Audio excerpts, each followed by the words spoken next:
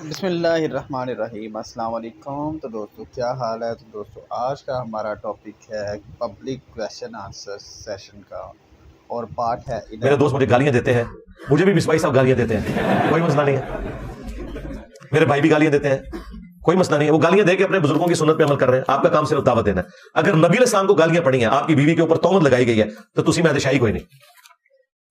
ایک بچہ مسلمان گھرانے میں پیدا ہوا اور بچہ ہندو گھرانے میں پیدا ہوا اور کافر ہی مر گیا، بھائی دونوں ہی زیادہ تر کافر مر جاتے ہیں۔ بھائی ان کی فکر کریں جو مسلمانوں کے گھر پیدا ہو کے کافر مر رہے ہیں، ایک بندہ ہندوؤں کے گھر پیدا ہو کے بت کے آگے جھکتا رہا، سمجھ آتی ہے، ایک مسلمانوں کے گھر پیدا ہو کے قبروں کے آگے جھکتا رہا، یہ زیادہ پریشانی کی بات ہے۔ آپ ٹینشن نہ لیں، جس کو تڑپ ہوگی اللہ تعالیٰ اسے ہدایت تک پہنچا دے گا، لہٰذا اس دماغ سے بھی نکلے کہ جو مسلمانوں کے گھر پیدا ہوا ہے تو وہ مسلمان ہی مرے گا، جب تک کہ وہ کوشش نہیں کرتا۔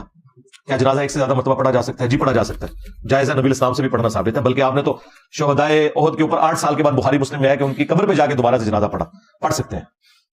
اگر کسی شخص کی زرعی زمین ہو، اس کی اولاد میں سے بیٹیاں اپنا حصہ معاف کر دیں، معاف کوئی نہیں کرتی ہیں، ان کو پتا ہوتا ہے کہ یا بھائی رکھ لیں یا جداد رکھ لیں، تو وہ پھر بھائیوں کو رکھ لیتی ہیں، معاف نہیں ہے۔ معافی کا طریقہ یہ ہے کہ آپ وہ زمین ان کے نام پہ کروا دیں ایک دفعہ، اس کے بعد وہ اپنی مرضی سے جس کو مرضی گفٹ کر دیں، تو پتہ لگ جائے گا معافی ہوئی ہے کہ نہیں ہوئی۔ والدین کے مجبور کرنے پر اگر میں کسی دربار پر چلا جاؤں تو آپ کی اس کے بارے میں کیا رائے ہے؟ ٹھیک ہے، دربار میں چلے جائیں اور وہاں جا کے کہیں کہ اے اللہ، اے اللہ جو بابا جی دفن ہے ان کے چھوٹے بڑے گناہ معاف کر دے، اے اللہ ان کی قبر میں کیڑے نہ پڑے، ان پہ گنجا سام مسلط نہ ہو، یہ ساری دعائیں کریں، بالکل جائیں آپ، بہت اچھا بات ہے، یہ تو بہت نیکی کا کام ہے، یہ اتنا بڑا ثواب ہے۔ اور یا اللہ ان کے مزار جو انہوں نے یہ گنبد اوپر کھڑا کر دیا اور تیرے نبی نے منع فرمایا تھا، اے اللہ اس مزار کی وجہ سے انہیں عذاب نہ ہو جو نبی اسلام کی نافرمانی پہ یہاں مزار بنا ہوا ہے۔ یہ تو آپ جہاد کریں گے، میں کہتا ہوں نہ جانے والوں سے جانے والے بہتر ہو جائیں گے، بالکل۔ چاند کے 2 ٹکڑے ہونے کا واقعہ سائنسی طور پر کس طرح ثابت کیا جا سکتا ہے؟ نبی الاسلام کے جو معجزات ہیں میرے بھائی، وہ فزیکل فینومینا آف نیچر کو توڑنے والے ہیں، اور جو فزیکل فینومینا آف نیچر کو توڑنے والی چیز ہے وہ سائنٹیفکلی ہم نے ثابت نہیں کرنی۔ معجزے کا مطلب یہ ہے کہ وہ فزیکل فینومینا آف نیچر سے ہٹ کے چیز ہے، ورنہ اگر فزیکلی وہ چیز ریپروڈیوس ہو جائے پھر وہ معجزہ نہیں رہے گی۔ نبی الاسلام کا معجزہ ہے کہ آپ کی انگلیوں سے پانی کے چشمے جاری ہوئے، یہ سائنٹیفکلی پروف نہیں ہوگا، اگر سائنٹیفکلی ہو جائے تو پھر تو کوئی بھی کر کے دکھا دے گا۔ معجزے کا مطلب یہ ہے کہ اللہ نے اپنا قانون توڑا، آگ میں بندہ ڈالا جائے اور اسے آگ نہ چھوئے بشرطے کہ اس کے جسم پہ کوئی اس قسم کا لباس نہ پہنایا ہو، تو بھائی پھر حضرت ابراہیم علیہ السلام کا تو معجزہ ختم ہو جائے گا۔ معجزہ ہے ہی وہ ہے جو عقل کو عاجز کر دے۔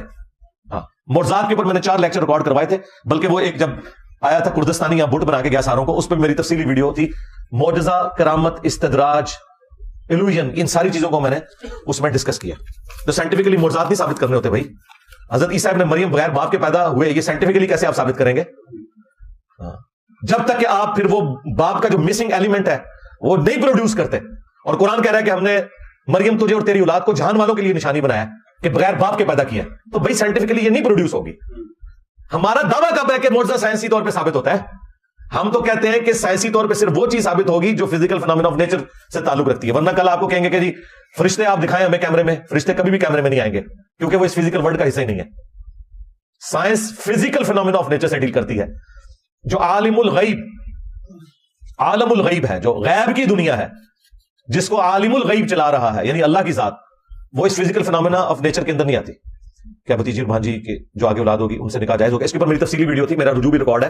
اگرچہ یہ ایک روٹین سے ہٹ کے میٹر ہے، خالہ سے نکاح حرام ہے لیکن خالہ کی بیٹی سے نکاح جائز ہے۔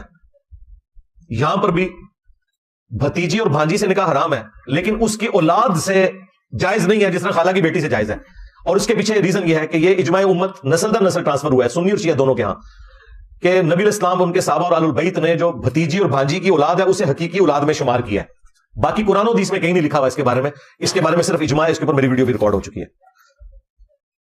پہلی صف میں بچے کو دھکا مارنا، کہ پچھلی صف میں دھکا تو نہیں مارنا چاہیے پیار محبت سے، اور 12-13 سال کا بچہ تو پہلی صف میں کھڑا ہونا چاہیے بھائی، وہ تو بچہ ہی نہیں ہے۔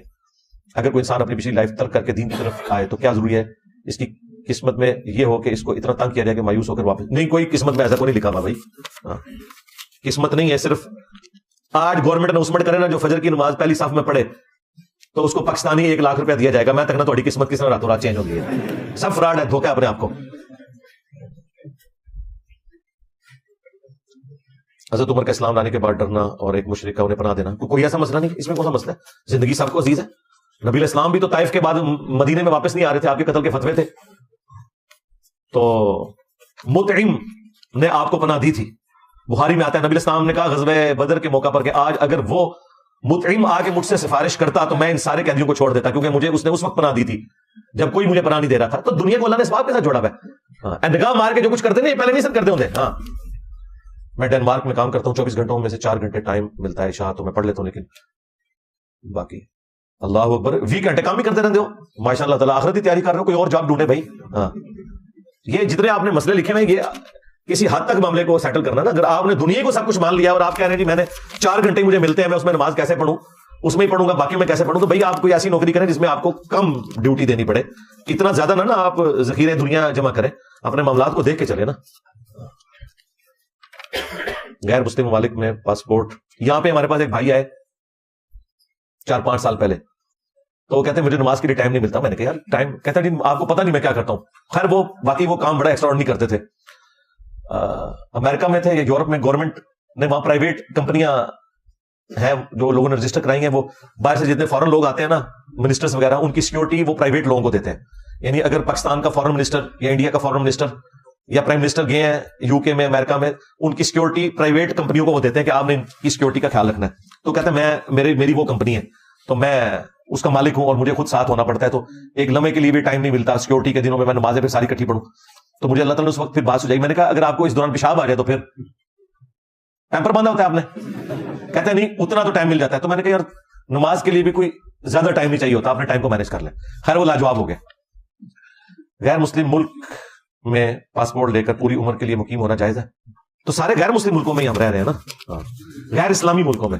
مسلم ملک تو سارے ہی ہیں جہاں پہ مسلمان رہتے ہوں، اور اسلامی ملک کوئی بھی نہیں ہے. اگر آپ کہتے ہیں پاکستان اسلامی ملک ہے تو یہاں تو پھر میٹر بجلی کا لگوانے کے لیے آپ کو رشوت نہیں دینی پڑتی ہوگی. نہیں وہ تو یورپ میں، تو پھر یورپ اسلامی ملک ہوا. تو ان چکروں سے باہر نکلیں. اسلامی ملک اس وقت کوئی نہیں، سارے مسلمان ملک ہیں، خواہ وہ کافروں کے پاس ہو یا مسلمانوں کے پاس ہو. بس آپ گیون سرکمسٹانسز میں اپنے معاملات کو لے کے چلیں.